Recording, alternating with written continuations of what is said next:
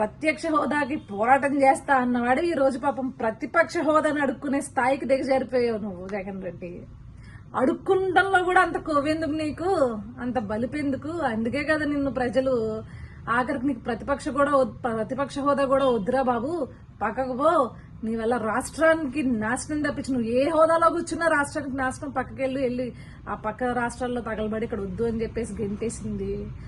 మళ్ళీ పోటుగాడంటే ప్రతిపక్ష హోదా ఇస్తేనే అసెంబ్లీకి వస్తాడంట. అసెంబ్లీకి వచ్చి ఏం బీకే లాస్ట్ 5 years ఏం ఓడబీకారు? అధికార పక్షంలో ఉన్నప్పుడు మీరు ఏమన్నా ఓడబీకింది ఉందా? అందులో బూతులు తిట్టుకోవడం తప్పించి మళ్ళీ మీ దండుపాల్యం బ్యాచ్ అంతా వచ్చి రాజ్యాంగబద్ధంగా విలువలు ఇలాంటి పెద్ద పెద్ద మాటలు మాట్లాడొద్దండి, జనాలు చొప్పు తీసుకుని కొడతారు. నీ నియోజకవర్గం కోసం, నీ నియోజకవర్గ అవసరాల కోసమో లేకపోతే నీ రాష్ట్రం అని నువ్వు అనుకుంటే కనుక ఆ ప్రజల అవసరాల కోసమో ఇదిగోండి ఈ సమస్య ఉంది, దీన్ని పరిష్కరించాలి మీరు అని చెప్పేసి అక్కడ అధికార పక్ష నేత, పార్టీ నేత తెలియజేయడానికి నువ్వు అసెంబ్లీకి రావాలి. అంతేగాని అసెంబ్లీ సెషన్స్ అసలు స్టార్ట్ అవ్వకముందే, డిస్కషన్ స్టార్ట్ అవ్వకముందే వెనుజూపు వెనక్కి పారిపోతుంటే నువ్వేం మొగోడి స్వామి, నాకు అర్థం కాదు. మళ్ళీ రాయలసీమలో పుట్టాను పులి అని చెప్పేసి ఎలివేషన్ చేసుకుంటావేంటి? నీ నియోజకవర్గ ప్రజల అవసరాల కోసం నువ్వు వచ్చి మాట్లాడాలి. వాళ్ళందరూ ఓట్లేసినందుకు ఏదో పెద్ద నేను ఓడబిక్కేను రాష్ట్ర ముఖ్యమంత్రిగా అని చెప్పేసి ఒక 11 సీట్లు తెచ్చుకున్నావు కాబట్టి ఆ 11 సీట్లలో ఉండే ఆ 11 నియోజకవర్గాల్లో ఉన్న ప్రజల అవసరాల కోసం మాట్లాడాలి. లేదు అంటే నువ్వు రాష్ట్రానికి పెద్ద రిప్రజెంటేటివ్ అని ఫీల్ అవుతా ఉంటావు కదా.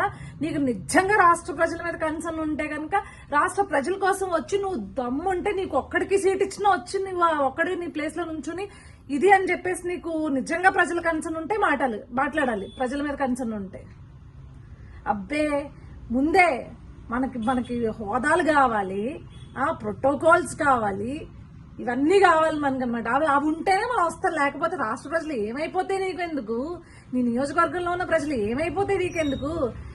ఈ పదవులు లేకపోతే ఈ ప్రోటోకాల్స్ అనుభవించడానికని ఓట్లేసింది కాదు కదా.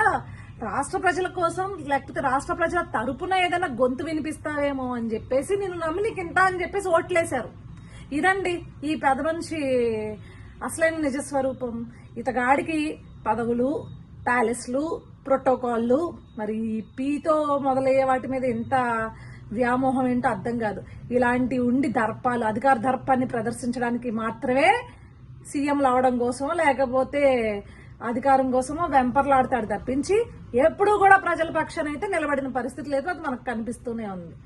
ఇలాంటి వాడిని ఇంకొకసారి నేను ప్రజల కోసం రాజ్యాంగబద్ధంగా ప్రజల కోసం నేను నిలబడతాను, మాట్లాడతాను అని అంటే ముందు అసెంబ్లీకి వచ్చి మా కోసం మాట్లాడండి అని అడగండి.